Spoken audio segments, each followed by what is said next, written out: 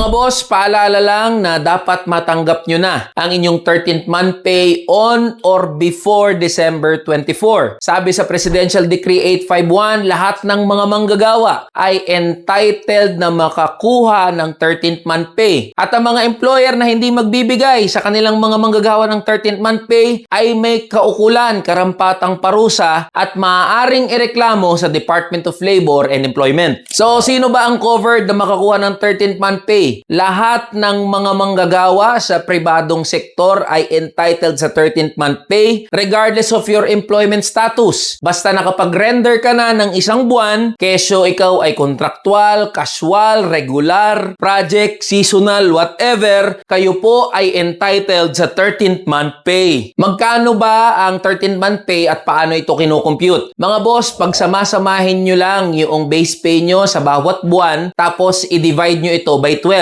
Yung halaga na makukuha nyo, yun ang inyong 13th month pay. Halimbawa niyan, kung ang inyong sahod o yung base pay ay 10,000, i-add nyo lang lahat yan sa isang buong taon. So lalabas 120,000 divided by 12, meron kayong 10,000 na 13th month pay. Ganun lang po kinukompute ang 13th month pay mga boss. Paalala lang mga boss, base pay lang po ang kinukompute sa 13th month pay. Walang dagdag yan na kahit ano. At hanggang December 24 lang ang pagbibigay ng 13th month pay. Kung hindi yan binibigay sa inyo ng employer, meron po kayong karapatan na magreklamo sa Department of Labor and Employment. So yun lang mga boss, Merry Christmas, Happy New Year. Laban lang tayo mga boss. Tara na, kamanggagawa.